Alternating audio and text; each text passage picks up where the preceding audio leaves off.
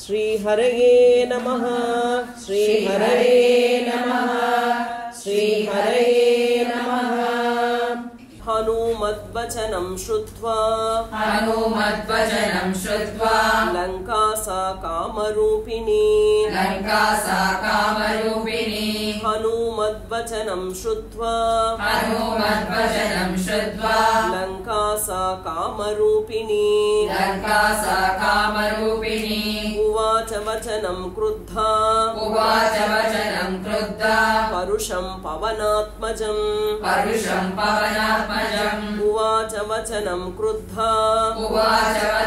क्रुद्धा परुषं पवनात्मजम्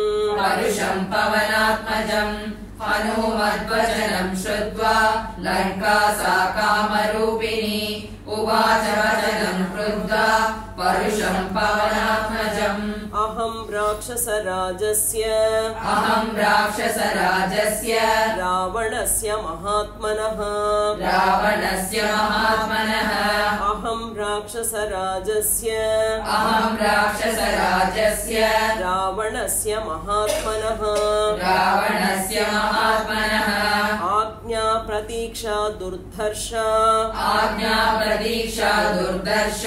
रक्षामि नगरीमिमाम्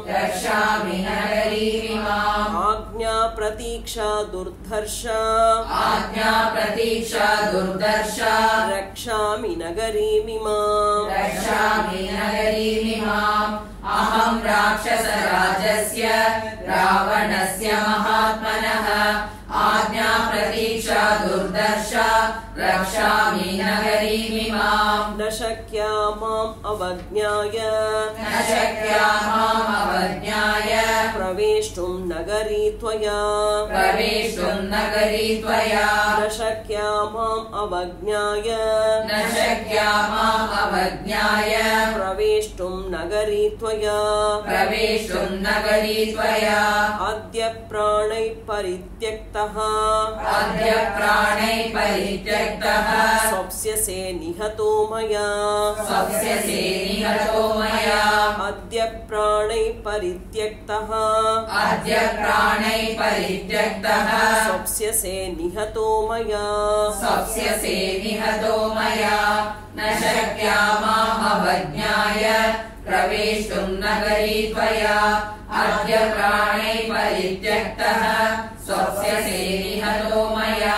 अहं हि नगरी लंका स्वयमेव प्लवङ्गमा अहं हि नगरी लंका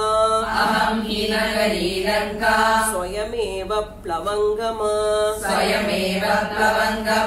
सर्वतः परिरक्षामि ह्येतत्ते कथितं मया सर्वतः परिरक्षामि ह्येतत्ते कथितं मया अहं नगरी लंका स्वयमेव प्लवङ्गमा सर्वतः परिरक्षामि ह्येतत्ते कथितं मया लंकाया वचनं श्रुत्वा हनुमान् मारुतात्मजः लंकाया वचनं श्रुत्वा हनुमान् मारुतात्मजः यत्नवान् स हरिश्रेष्ठः स्थितः शैल इवापरः यत्नवान् स हरिश्रेष्ठः स्थितः शैल इवापरः लंकाया वचनं श्रुत्वा हनुमान् मारुतात्मजः यत्नवान् स हरिश्रेष्ठः स्थितः शैल इवापरः सतां श्रीरूपविकृतां दृष्ट्वा वानरपुङ्गवः सतां स्त्रीरूपविकृतां दृष्ट्वा वानरपुङ्गवः आबभाष आबभाषेथ मेधावी आबभाषेत मेधावी सत्त्ववान् प्लवगर्षभः सत्त्ववान् प्लवगर्षभः आबभाषेथ मेधावी आबभाषेत मेधावी सत्त्ववान् प्लवगर्षभः सत्त्ववान् प्लवगर्षभः सतां श्रीरूपविकृतां दृष्ट्वा वानरपुङ्गवः आबभाषेत मेधावी सत्त्ववान् प्लवगर्षभः द्रक्ष्यामि नगरीं लङ्काम् द्रक्ष्यामि नगरीं लङ्कां साटप्राकारतोरणाम् साटप्राकारतोरणां द्रक्ष्यामि नगरीं लङ्काम् द्रक्ष्यामि नगरीं लङ्कां साटप्राकारतोरणाम् साटप्राकारतोरणाम् इत्यर्थमिह सम्प्राप्तः इत्यर्थमिह सम्प्राप्तः परं कौतूहलं हि मे परं कौतूहलं हि मे इत्यर्थमिह सम्प्राप्तः इत्यर्थमिह सम्प्राप्तः परं कौतूहलं हि मे परं कौतूहलं हि मे द्रक्ष्यामि नगरीं लङ्कां साटप्राकारतोरणाम् इत्यर्थमिह सम्प्राप्तः परं कौतूहलं हि मे वनानि उपवनानिह वनानि उपवनानिह लङ्काया काननानि च लङ्काया काननानि च वनानि उपवनानिह वनानि उपवनानिह लङ्काया काननानि च लङ्काया काननानि च सर्वतो गृहमुख्यानि सर्वतो गृहमुख्यानि द्रष्टुमागमनं हि मे द्रष्टुमागमनं हि मे सर्वतो गुहमुख्यानि सर्वतो गृहमुख्यानि द्रष्टुमागमनं हि मे द्रष्टुमागमनं हि मे वनानि उपवनानिह लङ्काया काननानि च सर्वतो गृहमुख्यानि द्रष्टुमागमनं हि मे तस्य तद्वचनं श्रुत्वा तस्य तद्वचनं श्रुत्वा लङ्का सा कामरूपिणी लङ्का सा कामरूपिणी तस्य तद्वचनं श्रुत्वा तस्य तद्वचनं श्रुत्वा लङ्का सा कामरूपिणी लङ्का सा कामरूपिणी भूय एव पुनर्वाक्यम् भूय एव पुनर्वाक्यम् बभाषे परुषाक्षरम् बभाषे परुषाक्षरम् भूय एव पुनर्वाक्यम् भूय एव पुनर्वाक्यम् बभाषे परुषाक्षरम् बभाषे परुषाक्षरम् तस्य तद्वचनं श्रुत्वा लङ्का सा कामरूपिणी भूय एव पुनर्वाक्यम् बभाषे परुषाक्षरम् मामनिर्जित्य दुर्बुद्धे मामनिर्जित्य दुर्बुद्धे राक्षसेश्वर पालिता राक्षसेश्वर पालिता मामनिर्जित्य दुर्बुद्धे मामनिर्जित्य दुर्बुद्धे राक्षसेश्वर पालिता राक्षसेश्वर पालिता न शक्यमद्य ते द्रष्टुम् न शक्यमद्य ते द्रष्टुम् पुरीयं वानराधम पुरीयं वानराधम न शक्यमद्य ते द्रष्टुम् न शक्यमद्य ते द्रष्टुम् पुरीयं वानराधम पुरीयं वानराधम मामनिर्जित्य दुर्बुद्धे राक्षसेश्वर पालिता न शक्यमद्य ते द्रष्टुम् पुरीयं वानराधम ततः स हरिशार्दूलः ततः स हरिशार्दूलः तामुवाच निशाचरीम् तामुवाच निशाचरीम् ततः स हरिशार्दूलः ततः स हरिशार्दूलः तामुवाच निशाचरीम् तामुवाच निशाचरीम् दृष्ट्वा पुरीमिमां भद्रे दृष्ट्वा पुरीमिमां भद्रे पुनर्यास्ये यथागतम् पुनर्यास्ये यथागतम् दृष्ट्वा पुरीमिमां भद्रे दृष्ट्वा पुरीमिमां भद्रे पुनर्यास्ये यथागतम् पुनर्यास्ये यथागतम् ततः स हरिशार्दूलः तामुवाच निशाचरीम् दृष्ट्वा दृष्ट्वा पुरीमां भद्रे पुनर्यास्ये यथा गतम् ततः कृत्वा महानादम्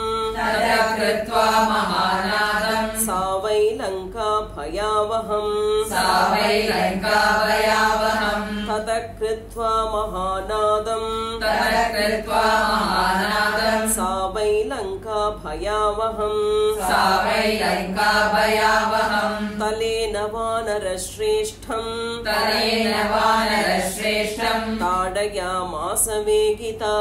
ताडयामास वेगिता तलेन वानरश्रेष्ठम् तलेन वानरश्रेष्ठम् ताडयामास वेगिता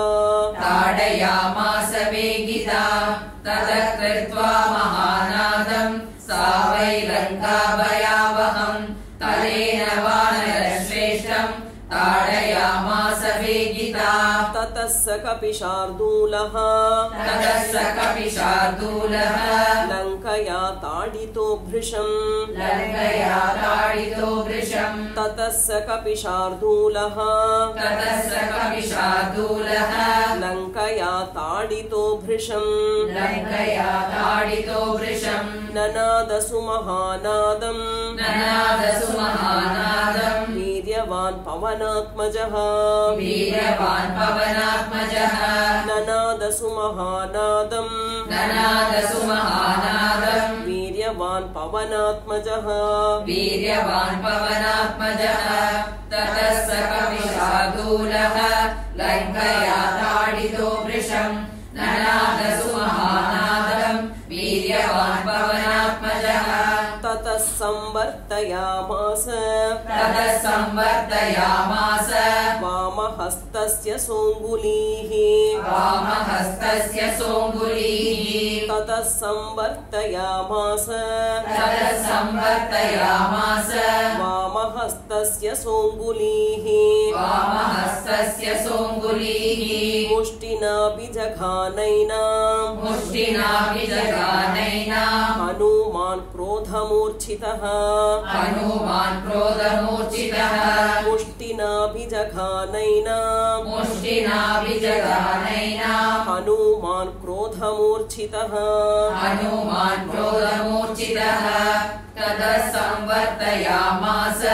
वामहस्तस्य सोऽङ्गुलीः मुष्टिनाभिजघानैना हनूमान् क्रोधमूर्छितः स्त्रीचेति मन्यमानेन स्त्रीचेति मन्यमानेन नातिक्रोधः स्वयं कृतः नातिक्रोधः स्वयं कृतः स्त्रीचेति मन्यमानेन स्त्रीचेति मन्यमानेन नातिक्रोधः स्वयं कृतः नातिक्रोधः स्वयं कृतः सा तु तेन प्रहारेण सा तु तेन प्रहारेण विह्वलाङ्गी निशाचरी विह्वलाङ्गी निशाचरी सा तु तेन प्रहारेण सा तु तेन प्रहारेण विह्वलाङ्गी निशाचरी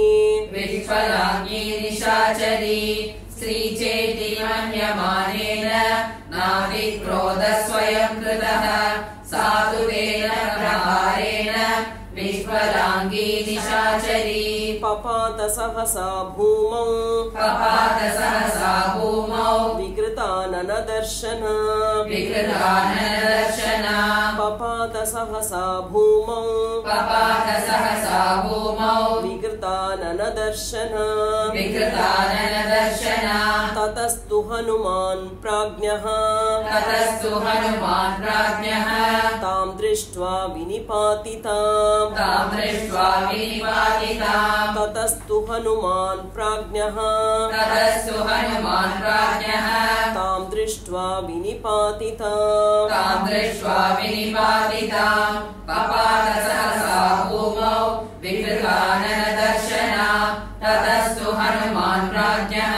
तां दृष्ट्वा विनिपातिताम् कृपां चचार तेजस्वी कृपां चकार तेजस्वी मन्यमानस्त्रियं तु ताम् मन्यमानस्त्रियं तु ताम् कृपां चकार तेजस्वी कृपां चकार तेजस्वी मन्यमानस्त्रियं तु ताम् मन्यमानस्त्रियं तु ताम् ततो वै भृशसंविघ्ना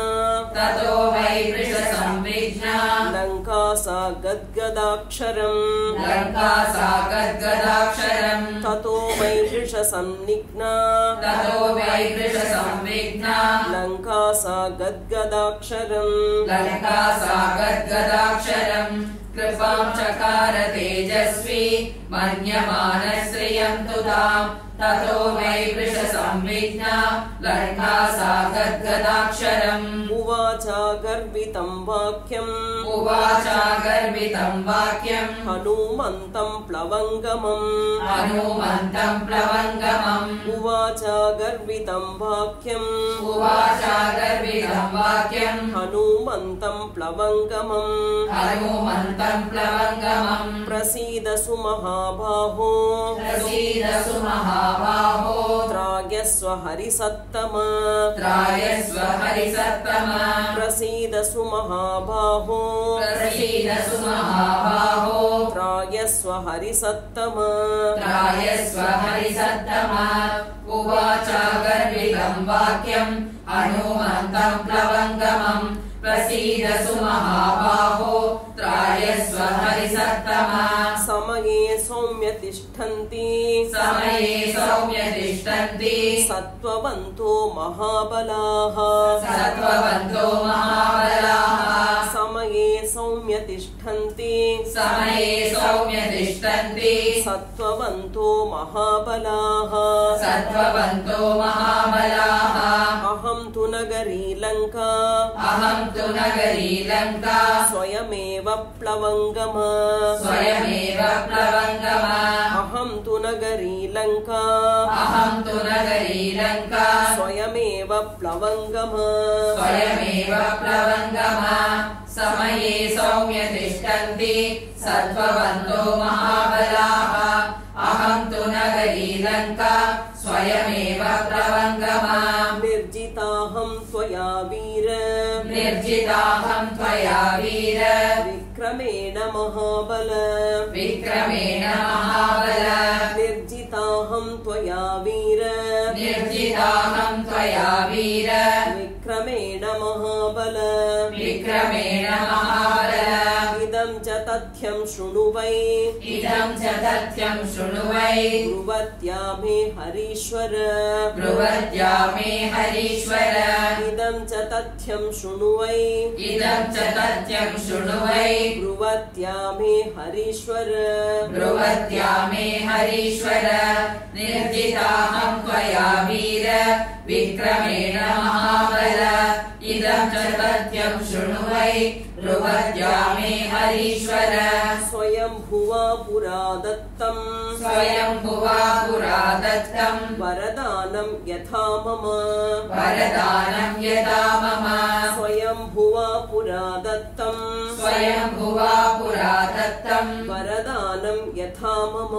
वरदानं यदा मम यदा त्वां वानरः कश्चिद्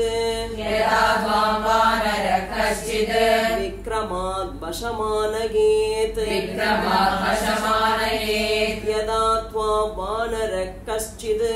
यदा त्वां वानरः कश्चिद् विक्रमाद् वशमानयेत् विक्रमात् वशमानयेत् स्वयंभुवा पुरा दत्तं वरदानं यदा मम यदा त्वां वानरः कश्चिद् विक्रमात् वशमानयेत् तदा त्वया हि विज्ञेयम् तदा त्वया हि विज्ञेयम् रक्षसां भयमागतम् रक्षसां भयमागतम् तदा त्वया हि विज्ञेयम् तदा त्वया हि विज्ञेयम् रक्षसां भयमागतम् रक्षसां भयमागतम् स हि मे समयः सौम्य स हि मे समयः सौम्य प्राप्तोऽद्य तव दर्शनात् प्राप्तोऽद्य तव दर्शनात् स हि मे समयः सौम्य स हि मे समयः सौम्य प्राप्तोऽद्य तव दर्शनात् प्राप्तोऽद्य तव दर्शनात् तदा त्वया हि विज्ञेयम् रक्षसां भयमागतम् स हि मे समयः सौम्य प्राप्तोऽद्य तव दर्शनात् स्वयंभुविहितः सत्यो स्वयंभुविहितः सत्यो न तस्यास्ति व्यतिक्रमः न तस्यास्ति व्यतिक्रमः स्वयंभुविहितः सत्यो स्वयंभुविहितः सत्यो न तस्यास्ति व्यतिक्रमः न तस्यास्ति व्यतिक्रमः सीता निमित्तं राज्ञस्तु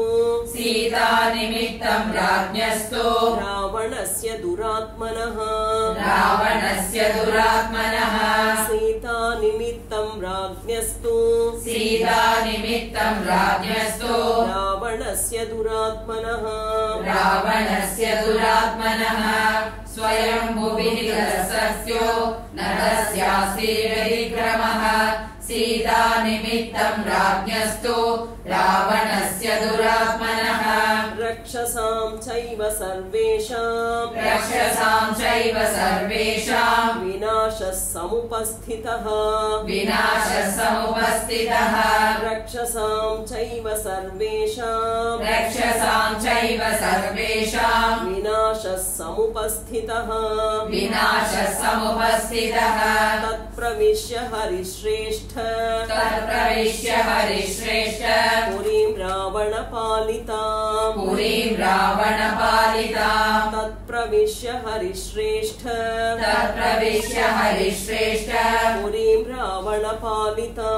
पुरीं रावणपालितां विदस्त्व सर्वकार्याणि यानि यानीह वाञ्छसि विदस्त्व सर्वकार्याणि यानि यानीह वाञ्छसि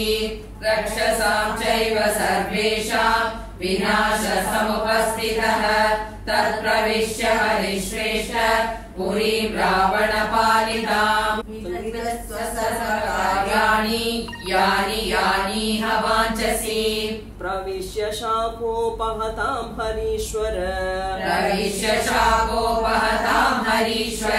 पुरीं शुभां राक्षसमुख्यपालिताम् प्रविश्य शापोपहतां हरीश्वर पुरीं शुभां राक्षसमुख्यपालिताम् दिदृक्षया त्वं जनकात्मजां सतीं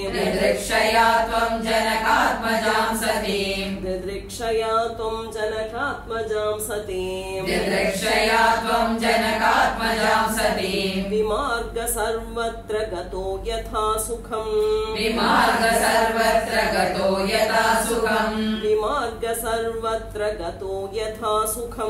विमार्ग सर्वत्र गतो यथा सुखम् प्रविश्य शापोपहतां हरीश्वर पुरीं शुभां राक्षसमुख्यपालिताम् दिदृक्षया त्वं जनकात्मजां सतीं विमार्ग सर्वत्र गतो यथा सुखम् इत्यार्षे श्रीमद् रामायणे वाल्मीकीये आदिकाव्ये चतुर्विंशतिसहस्रिकायां संहितायां सुन्दरकाण्डे लङ्काधिदेवता विजयो नाम